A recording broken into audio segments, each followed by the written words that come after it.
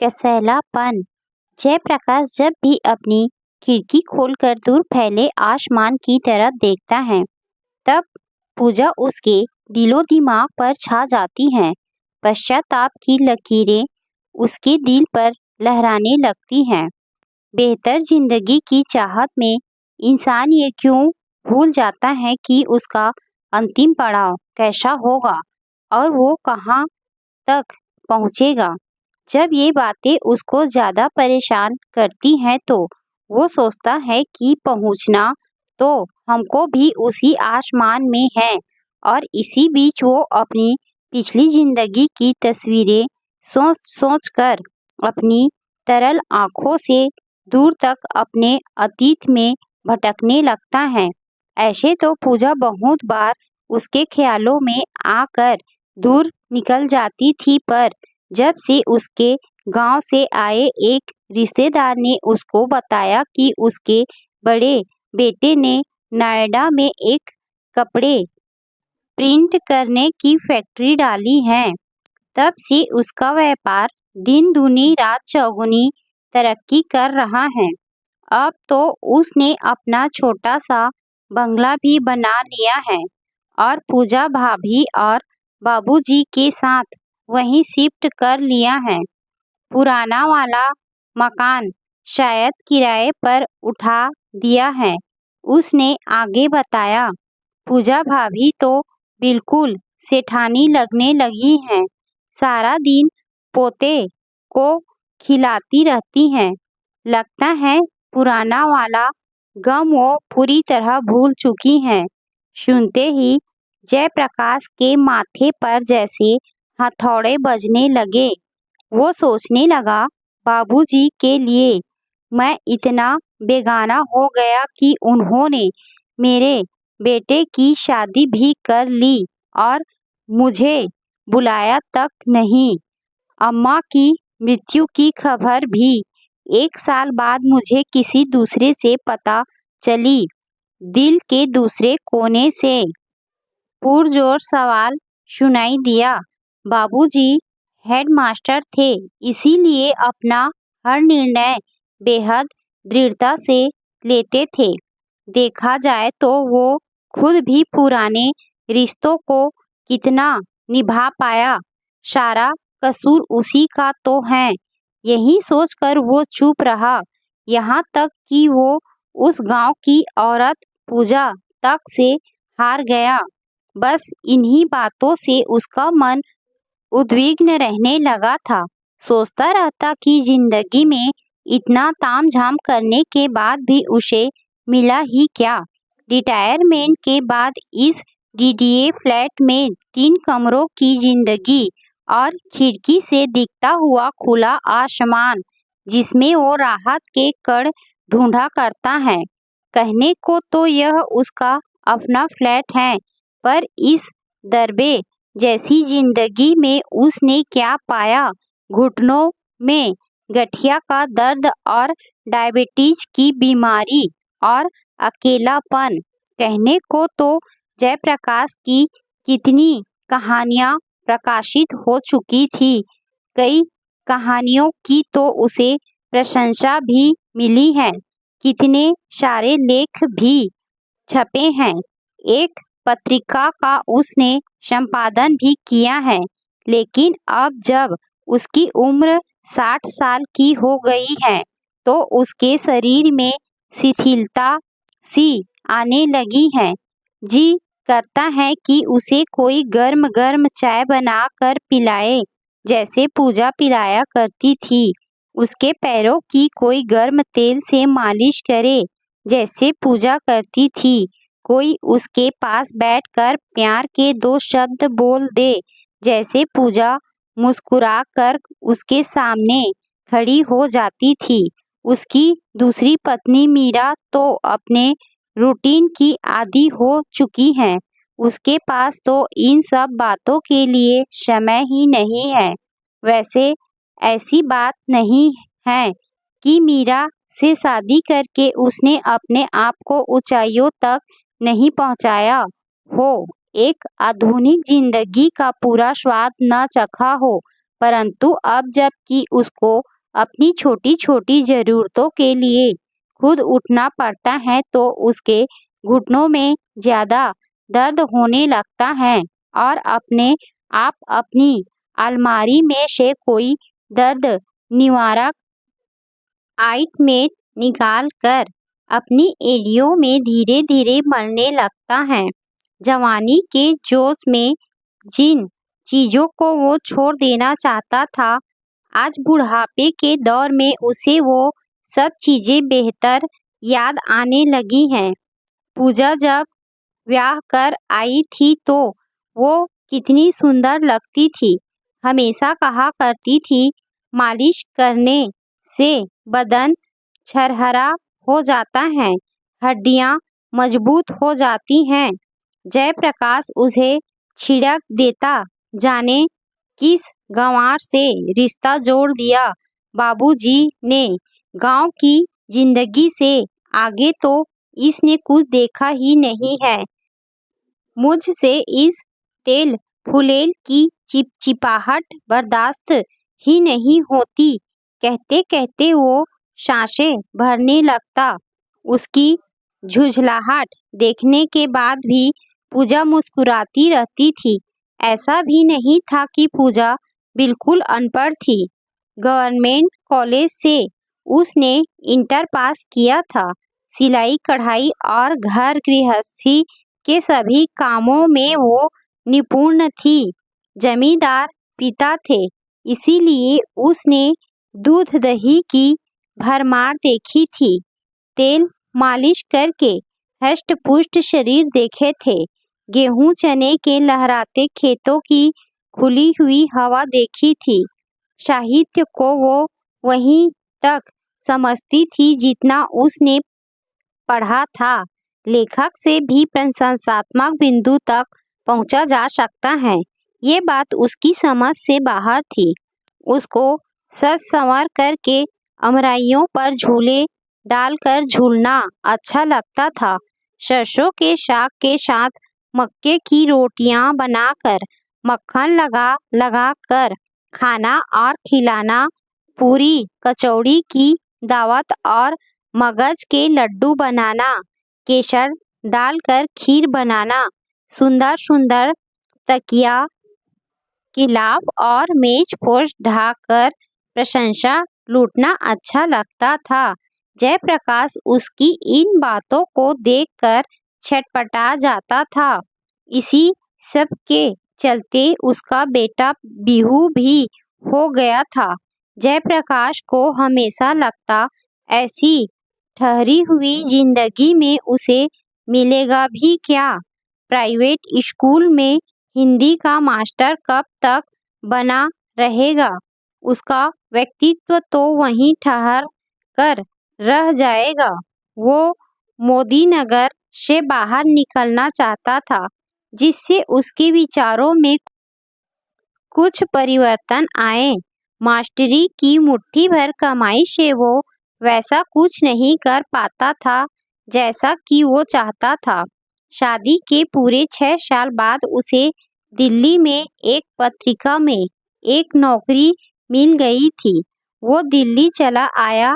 लिखने का उसे शुरू से शौक था। उस समय तक उसकी कई कहानियां चर्चित भी हो चुकी थी। लेखकों की जमात में उसे जाना जाने लगा था। लोग प्रशंसा की दृष्टि से देखने लगे थे। छुट्टियों में वे मोदीनगर जाकर पूजा तथा अपने माता पिता और पीहू से मिल आया करता था। कई बार उसके मन में आया भी था कि पूजा को अपने साथ दिल्ली लाकर उसको यहाँ के माहौल में ढाले, पर अम्मा की अर्थराइटिस की बीमारी के विषय में सोचकर वो चुप हो जाता था। पूजा भी अपने मायके से इतनी भरी पूरी थी कि उसको किसी चीज की जरूरत ही नहीं थी। दूसरे दिल्ली में किराए के मकान से लेकर होटल में खाने पीने के खर्चे बचत होती ही कब थी। धीरे धीरे उसने पैसे भेजने बंद कर दिए। उन्हीं दिनों संपादकीय नौकरी के दौरान उसकी भेंट मीरा से हुई। जयप्रकाश की लेखन प्रतिभा से वो बेहद प्रभावित थी। जयप्रकाश को भी मीरा के साथ किसी भी विषय पर देर तक चर्चा करना अच्छा लगता था। बिल्कुल आधुनिक विचारधारा, जिसमें भारतीय विचारधारा का भी पुट रहता था। जयप्रकाश को उसका व्यक्तित्व भाने लगा। जिस तरह सम्मोहन में आदमी फंसता जाता है और उसे ध्यान ही नहीं रहता है कि आगे चलकर उसकी जिंदगी पर इस सम्मोहन का क्या असर पड़ेगा, बिल्कुल उसी तरह जयप्रकाश भी मीरा की गिरफ्त में फंसने लगा था। मीरा भी उसके चारों तरफ मंडराती रहती थी। फिर शहरों की दुनिया जो कुछ सामने दिखाता है, सब कुछ सोचने के लिए मजबूर कर देती है। फिर एक दिन ऐसा आया जब मंदिर में जाकर दोनों ने शादी कर ली। मीरा के माता पिता देहरादून में रहते थे और वो यहाँ दिल्ली में अकेली, इसीलिए उस पर किसी का कोई बंधन भी नहीं था। उसने लेखन क्षेत्र में जयप्रकाश को बहुत सहारा दिया था, यहाँ तक कि वो एक जानी मानी पत्रिका का संपादक भी हो गया था। धीरे धीरे जयप्रकाश की दूसरी शादी की बात चारों ओर फैल गई। पूजा को जब पता चला तो बेचारी सिर्फ आंसू बहा कर रह गई। बेचारी घर गृहस्थी वाली औरत इतनी हिम्मत भी नहीं जुटा पाई कि दिल्ली जाकर जयप्रकाश और मीरा के विरुद्ध कोई दांव पेच भी लड़ा सके। उस पर सास बीमार, वो सिर्फ इसी बात से संतुष्ट थी कि उसके पास उसका बेटा है, जिसको देख देख कर वो अपनी माँ की जिंदगी काट सकेगी। दूसरे माता पिता समान प्यार और सहारा देने वाले सास ससुर भी उसके साथ थे, लेकिन हेडमास्टर साहब को चैन नहीं था। बहू का दुख उसने देखा नहीं जाता था। एक दिन बेटे के दफ्तर का पता ठिकाना खोजते हुए वो दिल्ली पहुंच गए थे। पिता को यूं अचानक आया देखकर जयप्रकाश बुरी तरह सकपका गया। थोड़े बहुत खानदानी संस्कार उसकी रगों में अभी तक थे। बोला, बाबा आने की सूचना भिजवाते तो मैं आपको लेने स्टेशन आ जाता। मैं तुम्हारे घर ठहरने नहीं आया हूँ। जयप्रकाश सिर्फ चेतावनी आया हूँ। चाहे कोई कितना भी महान आदमी क्यों ना बन जाए, अपनी ड्योढ़ी छोड़कर किसी को ना शांति मिलती है ना मिलेगी। अभी भी देर नहीं हुई। मेरी बात मानो और घर वापस लौट आओ, वरना एक दिन पछताओगे जरूर। मैं मानता हूँ कि मैंने जो कुछ किया है गलत किया है, लेकिन बाबा कुछ पाने के लिए कुछ छोड़ना भी पड़ता है। आज मैं जो कुछ भी हूँ मीरा की वजह से ही हूँ, वरना सारी जिंदगी मैं भी आपकी तरह हेडमास्टर ही बना रहता। बाबा समझ गए उनका बेटा पूरी तरह थोड़ी आधुनिकता, थोड़ी सफलता और अपनी भावुकता के बहाव में बह चुका है। अब कोई भी तर्क उसे वापस नहीं ला सकता। नम आंखों से वो चुपचाप उठे और जयप्रकाश की पीठ थपथपाते हुए बोले, ईश्वर तुम्हें सदा सुखी रखे। और वो मोदीनगर वापस लौट आए। उसी समय मन ही मन उन्होंने प्रण लिया कि अपने पोते पीहू को वो इतना लायक बनाएंगे कि जयप्रकाश देखता ही रह जाएगा। इस बात को पूरे 25 साल हो गए। जयप्रकाश का मीरा से एक बेटा भी हुआ। इस बीच ना वो मोदी नगर गया न वहाँ से कोई बुलावा ही आया। जब तक जयप्रकाश रिटायर नहीं हुआ था, अपने काम की व्यस्तता उसे इस कदर घेरे रहती थी कि उसे कभी अपने बारे में भी सोचने का समय नहीं मिलता था। कभी पूजा या बिहू का ध्यान आता भी था तो वो मीरा और अपने बेटे इंदर को देखते ही मन बदल लेता था। उसी समय उसने किसी तरह अपने लिए एक छोटा सा फ्लैट बुक कर लिया था। मीरा ने भी काफ़ी सहयोग दिया था ताकि रिटायर होने के बाद दोनों आराम से रह सके। लेकिन रिटायर होने के बाद जयप्रकाश के पास समय ही समय था। कितनी कहानियाँ पढ़े, कितनी लिखे, चश्मे का नंबर बढ़ गया था, हाथ कांपते थे। मन में ये बात आ गई थी कि अब पढ़ लिख कर मिलेगा भी क्या? प्रशंसा के 2-3 पत्र, थोड़ी सी वाहवाही, कोई पैरों में दवाई तो नहीं लगा सकता। दवाई तो दूर, कोई एक कप चाय भी पिलाने वाला नहीं था। ये सब उसे खुद ही करना पड़ता था। मीरा ने भी रिटायरमेंट के बाद खुद को व्यस्त रखने के लिए बुटीक खोल लिया था। थकी हारी घर लौटती तो सोफा पर लेट जाती। घर में बैठकर भी टाइम पास करने के लिए वो नए नए डिजाइन बनाया करती थी। जयप्रकाश का मन करता वो उससे इस समय वो कुछ बात करे, पर उसकी थकी थकी हालत देखकर चुप हो जाता था। घर में एक नौकर था जो उल्टा सीधा खाना बना दिया करता था। मीरा को अच्छा खाना बनाना नहीं आता था, इसीलिए जयप्रकाश ब्रेड आमलेट से ही काम चला लिया करता।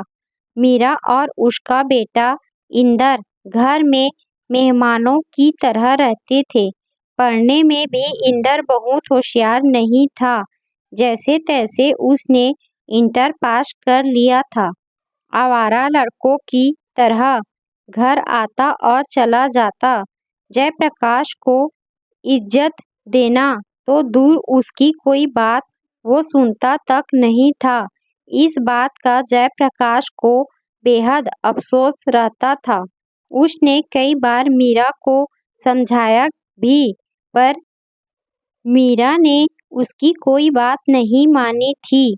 एक तरह से सहभागी दिनों की आपसदारी में जयप्रकाश मीरा के कहे अनकहे एहसानों से इतना दबता चला गया था कि कभी ऊपर उठकर बोल ही नहीं पाता था। जिंदगी का यह पाशंग अपने आप ही बदल गया था। अब कई बार जयप्रकाश का मन करता कि वो एक बार मोदी नगर हो आए। जब से उस रिश्तेदार से पूजा के बारे में सुना था, उससे मिलने की ललक उसके मन में बढ़ती ही जा रही थी। यही सब सोचकर एक दिन उसने मोदी नगर जाने का प्रोग्राम बना लिया। मीरा से उसने झूठ बोला कि वो 4-5 दिन के लिए अपने दोस्त से मिलने अलीगढ़ जा रहा है। मोदी नगर पहुंचकर उसे लगा जैसे वो किसी स्वर्ग जैसी दुनिया में आ गया है। पत्ते पत्ते से जैसे उसकी पुरानी पहचान थी। यहाँ का खुलापन, सर्दियों की गुनगुनी धूप उसके शरीर को बहुत सुख दे रही थी। बस से उतरकर उसने रिक्शा लिया और पते के अनुसार सीधे बिहू के बंगले पर पहुंच गया। बंगले में घुसते ही पूजा मिल गई। आंगन में चारपाई पर लिटाकर वो पोते को मालिश कर रही थी। पोता किलकारियां मारकर हंस रहा था। पूजा जयप्रकाश को नहीं पहचान पाई, ना वो ही पूजा को पहचान पाया। 25 वर्ष अंतराल आ गया था। दोनों के बीच चेहरा मोहरा, चाल ढाल सभी कुछ तो बदल गया था।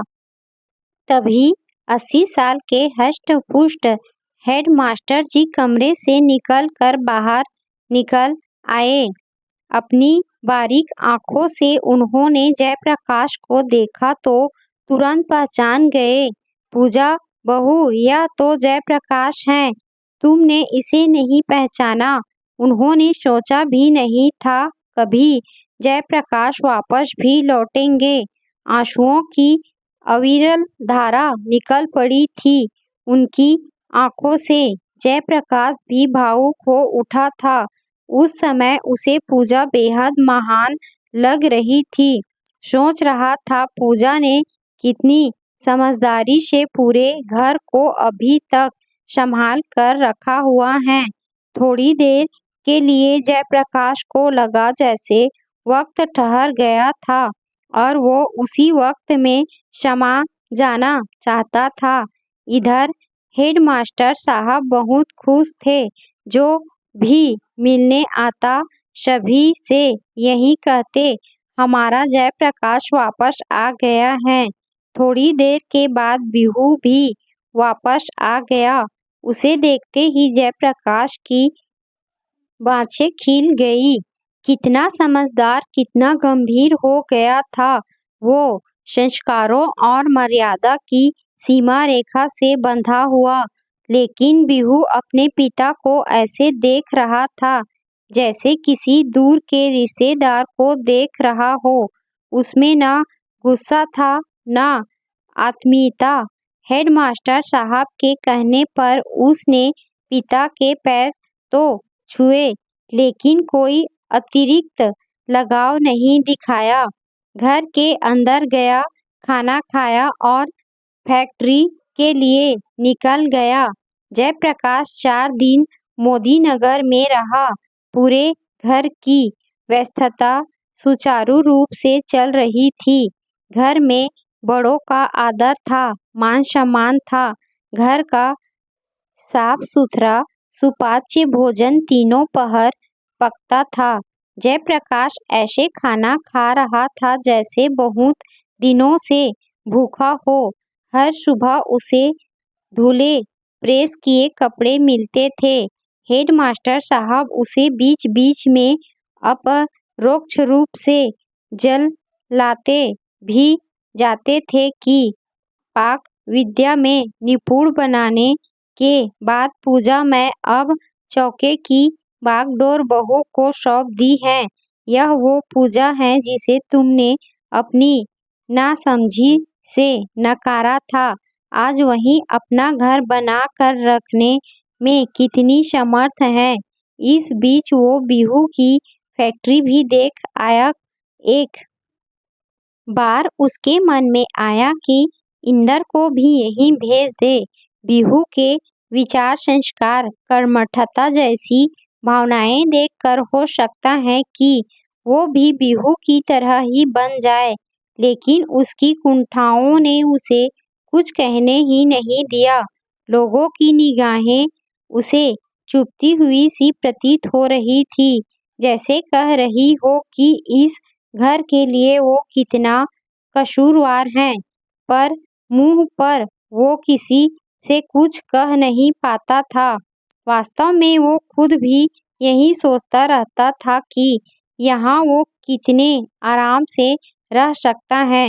उसकी बाकी जिंदगी भी उसी तरह आराम से कट सकती है जैसी वो चाहता है। पूजा को धोखा देकर उसने अच्छा नहीं किया, लेकिन उसकी मृग तृष्णा की मानसिकता ने उसको कभी भी स्थिर नहीं रहने दिया था। 5वें दिन उसे मीरा की याद सताने लगी। वो सोचने लगा वो उसके आने की प्रतीक्षा कर रही होगी। धीरे धीरे पूजा का मोह उसके मन में सिमटने लगा था। वो जल्दी से जल्दी मीरा के पास पहुंचना चाह रहा था। उसने धीमे किंतु स्पष्ट शब्दों में संभल संभल कर कहा, बाबा अब मुझे वापस दिल्ली के लिए निकलना है, वहाँ काफ़ी काम मुझे निपटाने हैं। अब तो आना जाना लगा ही रहेगा। फिर अपने पोते को गोद में उठाकर बोला, इसके लिए तो मैं ज़रूर आऊँगा।